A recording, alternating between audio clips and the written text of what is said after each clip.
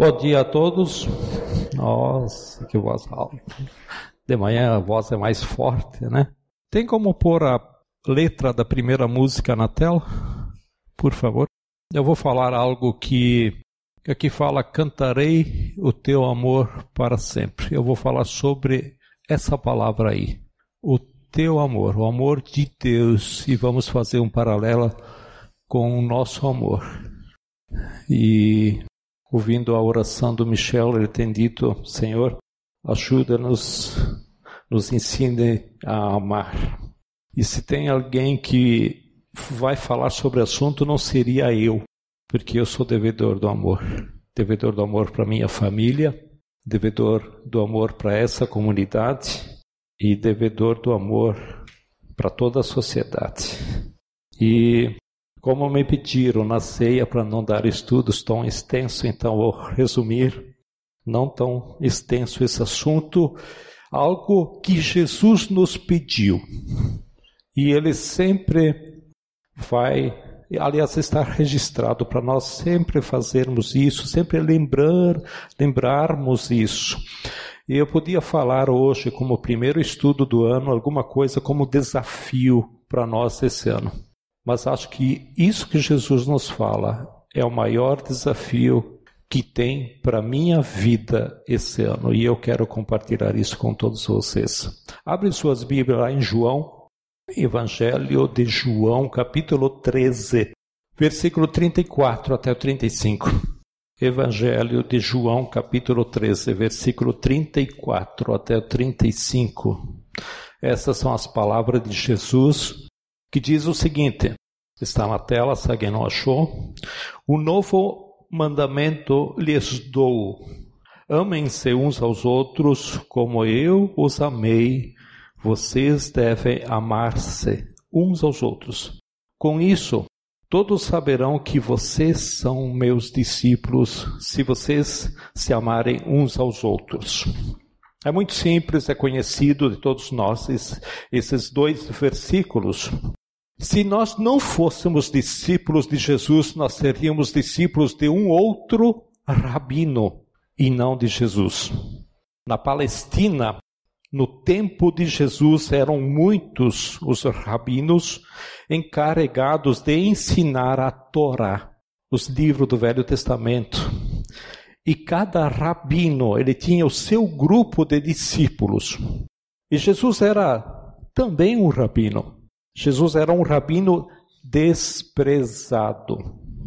Jesus não era reconhecido oficialmente como rabino pelas escolas formais de rabinato, no seu tempo.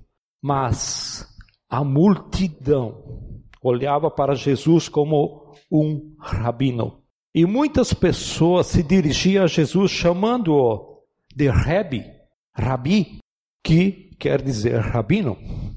Ele era também um homem encarregado de ensinar a lei, mas também ele era Jesus, alguém que traduzia a lei e o coração de Deus ao povo do seu tempo.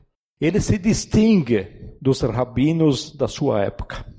Ele estabelece um outro padrão, um outro horizonte de caminhada com Deus, quando ele diz: um novo mandamento vos dou, amar a Deus sobre todas as coisas e amar ao próximo. Isso estava na lei de Moisés, mas Jesus diz que ele traz uma novidade. Qual é a novidade que ele traz? A novidade é que na lei de Moisés, o padrão do amor ao próximo era o amor a si mesmo. Na lei de Moisés se dizia que devemos amar a Deus acima de todas as coisas e sobre todas as coisas, e devemos amar ao próximo como amamos a nós mesmos. E isso deve estar guardado muito dentro de nós, talvez da maioria de nós. Eu tenho que amar o próximo como amar a mim mesmo. Mas Jesus, ele estabelece um novo padrão de amor. Ele diz que devemos amar o próximo assim como ele, Jesus, ama a cada um de nós. O padrão da lei de Moisés é o amor a si mesmo, é o amor ao próximo. O padrão do amor do discipulado de Jesus é o próximo, é o próprio amor de Jesus. Se não fôssemos discípulos de Jesus, talvez seríamos discípulos de Moisés, por exemplo, né? E como alguns por aí são discípulos de Moisés, não se dão por conta, mas no fundo agem dessa forma. Aí a nossa caminhada com Deus estaria fundamentada não no amor, mas fundamentada no temor a Deus. Fundamentada em obedecer a Deus e obedecer aos seus mandamentos. Por isso que a prática na tradição religiosa judaica era e continua sendo o estudo minucioso da lei de Moisés e a obediência absoluta, radical e até extremada, que exige do seguidor de Moisés uma devoção extraordinária. Jesus faz uma crítica aos doutores ou aos rabinos da lei daquele tempo, que de tão zelosos que eram da lei de Moisés, eles atavam ou colocavam fardos pesadíssimos sobre os ombros das pessoas que o seguiam. Por isso é que na tradição judaica, se nós fôssemos discípulos de Moisés, a ênfase da nossa caminhada com Deus estaria na lei, estaria na obediência à lei, estaria no temor a Deus. E nós compreenderíamos que andar com Deus é andar em obediência. Nós se submeteríamos a isso. Estaríamos raciocinando da seguinte maneira. Guarda bem isso aqui. Quando andamos em obediência, Deus nos abençoa. E quando desobedecemos os mandamentos de Deus, Deus nos amaldiçoa. Só que nós não somos discípulos de Moisés. Nós somos discípulos do Monte Calvário. Nós somos discípulos de Jesus. Nós não somos discípulos da tábua, da lei. Nós não somos discípulos, nós somos, discípulos da cruz do Calvário, da cruz de Jesus. É a cruz de Jesus que oferece o rumo para a nossa caminhada. Não são as tábuas da lei que faz o rumo para a nossa caminhada, mas é a cruz de Jesus. Por isso nós não somos discípulos de Moisés. Nós somos discípulos de Jesus. Porém, há muitos outros discípulos por aí, além de Moisés, como Platão, Buda, seguidores de filosofias, seguidores de religiões, ou até o próprio eu interior, chamada de divindade que habita em nós. E isso faz parte no nosso meio, no meio cristão. Nosso caminho não é esses. Nosso caminho, como lemos há pouco, é o caminho do amor ao outro, o caminho dos relacionamentos. E o caminho dos relacionamentos traz uma parcela de sofrimento, uma parcela de sofrimento, pelo menos por duas razões. A primeira parcela é que vive dentro de nós uma divindade que chamamos pelo nome de ego. E toda vez que esse Deus eu é contrariado, ele sofre. E no caminho do amor, o caminho de Jesus, o caminho de amar como Jesus nos amou, nos ama e nos amará para sempre, está dito o seguinte: Paulo escreve uma de suas cartas assim, nada façam por ambição egoísta ou por vaidade, mas façam de uma forma humilde, considere os outros superiores a si e cada um cuide não só dos seus interesses, mas também dos interesses dos outros. Esse é o caminho de amar como Cristo amou. Paulo vai além disso dizendo, seja a atitude de vocês, a sua e a minha, a mesma de Cristo Jesus, que embora sendo Deus, não considerou ser igual a Deus, algo que se devia apegar, mas esvaziou-se a si mesmo, vindo a ser servo, tornando-se semelhante aos homens e sendo encontrado em forma humana, humilhou-se a si mesmo e foi obediente até a morte e morte de cruz.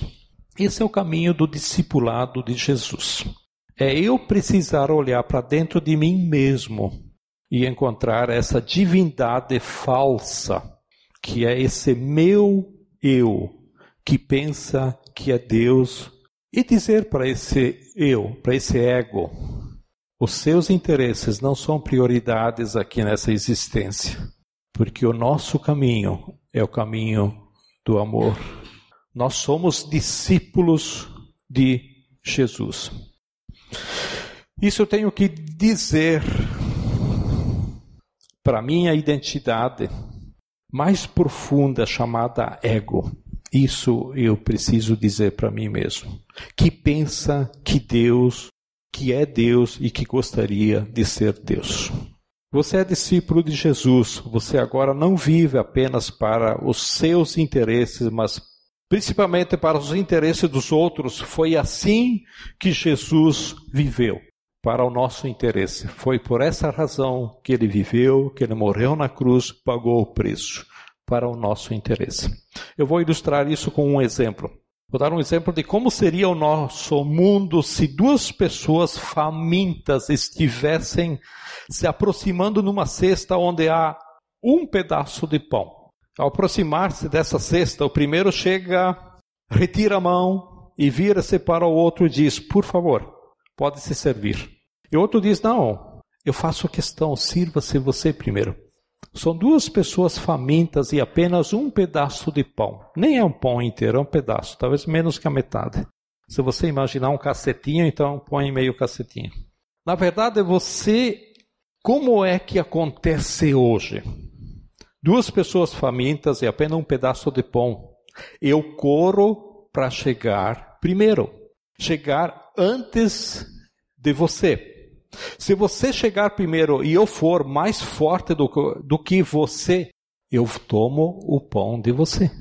E se você perceber que eu vou chegar primeiro e me der uma rasteira, eu vou pisar, né? Eu vou ficar, mais brabo ainda. Se eu pegar o pão e você tentar tomá-lo da minha mão, eu vou bater em você. E você vai bater em mim. E o mais forte de nós dois vai ficar com o pão. E aí vai olhar para o outro com raiva, vai dar as costas, vai procurar um lugar seguro para sozinho poder comer do pão. Agora imagine a outra cena, imagine que essas duas pessoas famintas são discípulos de Jesus. Elas não buscam apenas os seus interesses, mas cada um busca o que é o interesse do outro. Elas chegam junto no cesto do pão. Por favor, sirva-se. Não, faço questão, sirva-se você. Não, você sirva-se. Eu já decidi, já falei. A briga seria de outra ordem, até que os dois diriam, vamos fazer o seguinte, o pão não é seu e o pão não é meu. O pão é nosso. A gente reparte e fica um pedaço para cada um. Seria outro mundo. Seria outro mundo. Como seriam as nossas famílias se os filhos estivessem ocupados em servir os seus pais? E os pais estivessem ocupados em servir os seus filhos? Como seriam as nossas comunidades se nós, de fato, fôssemos discípulos de Jesus? Mas parece que nós somos discípulos de Jesus num certo sentido. Na prática mesmo. Nós queremos profecias, nós queremos dons de poder espiritual, nós queremos falar a língua dos anjos. Parece que somos discípulos de Jesus, mas nós queremos a fé para remover montanhas. Esse negócio de fé para repartir o pão, isso não é muito com a gente, não. A gente quer fé para demonstrar o poder e para ser usado pelo poder de Deus. Fé para transbordar o amor de Deus não é a nossa praia. Mas nós somos discípulos de Jesus. É o que se diz, pelo menos, né? Na prática, bom, não se discute isso, né? Discípulos de Jesus são marcados pelo amor. Nós não somos legalistas, não deveríamos ser. Nós não somos moralistas, não deveríamos ser. Nós não vivemos numa espiritualidade alienada, nem absurda, porém nós somos grandes pecadores, teimosos, falhos e cheios de ego. O nosso Senhor Jesus Cristo andou por toda parte fazendo bem, andou por toda parte pegando crianças no colo, convidando homens de reputação duvidosa e prostitutas para jantar. Nós não fazemos isso. Ai de nós se um faz isso. Jesus falava com viúvas, tocando em doentes, curando pessoas, a leprosos. Esse é o caminho de Jesus. Por isso a igreja de Jesus Cristo necessariamente há de ser a comunidade do amor. Temos um filósofo francês, chamado André Comte Sponville. Escreveu um livro chamado Pequeno Tratado das Grandes Virtudes. Esse francês é um ateu, não é um cristão. Esse livro, ele reserva um capítulo só falando sobre o amor. Isso que ele não é cristão. Ele fala do amor filéu. É o amor de pais para filhos, ou amor de amizade. Depois ele fala do amor eros, que é o amor de macho e fêmea, ou seja, o amor erótico. E depois ele diz, há um outro amor que é invenção dos cristãos, que é o amor ágape. Um ateu não cristão está dizendo que os cristãos inventaram esse tal de amor ágape, esse amor divino, esse amor sacrificial, esse amor que doa, o amor que se dá, o amor que supera essas condição egocêntrica que está dentro de nós. De fato, dificilmente se encontrará nas páginas da literatura universal que vocês têm aí, chamada Bíblia, palavras como essas do apóstolo Paulo, que conhecemos como o hino do amor. Alguém botou isso no Facebook essa semana, né? Alguns versículos desse trecho que eu vou ler aqui. Ainda que eu fale as línguas dos homens e dos anjos, se não tiver amor, serei como o sino que ressoa ou como o prato que retine. Ainda que eu tenha o dom de profecia e saiba todos os mistérios e todo o conhecimento, e tenha uma fé capaz de mover montanhas, se não tiver amor, nada serei. Ainda que eu dê aos pobres tudo o que possuo, e entrega o meu corpo para ser queimado, se não tiver amor, nada disso me valerá. O amor é paciente, o amor é bondoso, não inveja, não se vangloria, não se orgulha, não maltrata, não procura seus interesses, não se ira facilmente, não guarda rancor. O amor não se alegra com a injustiça, mas se alegra com a verdade. O amor tudo sofre, tudo crê, tudo espera, tudo suporta. O amor jamais acaba. Assim permanecem esses três: a fé, a esperança, o amor. E o maior deles, porém, é o amor. Nós somos um grupo que devemos ser a comunidade do amor, que vive à sombra da cruz de Cristo. Então é isso que eu quero trazer para vocês, nesse começo de ano, esse desafio de nós olharmos para nossas vidas e dizer para Deus o quão distantes estamos do coração dele. dizer para Deus o quão distantes do amor dele. Porém, que a gente quer amar como o Senhor amou. Aprender como Jesus amou. Isso é um desafio muito grande para a minha vida. E vamos orar para que esta oração seja um louvor ao Deus que é amor. Seja uma súplica, seja uma oração de todos nós para que todos à nossa volta saibam, conheçam que nós somos discípulos de Jesus porque nós nos amamos uns aos outros como Cristo Jesus nos amou. Baixe sua cabeça e tenha um tempo para você orar para Deus, falar para Deus como você se sente nessa condição. Não só ao seu semelhante, mas principalmente ao seu semelhante. Mas diante da comunidade, do grupo, da comunidade cristã e também da sociedade lá fora, que envolve o nosso testemunho. Ok? Senhor Jesus, nós queremos andar no caminho do amor. Nós queremos andar debaixo do Teu amor. Nós queremos andar em amor. Nesse ano de 2015 que estamos começando, que o Senhor nos dê esta experiência de caminhada espiritual de amor. Nesse ano de 2015 que o Senhor nos dê para os nossos lares, as nossas famílias, nossas casas, a experiência de amar.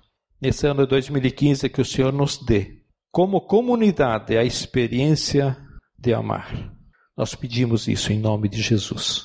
Amém?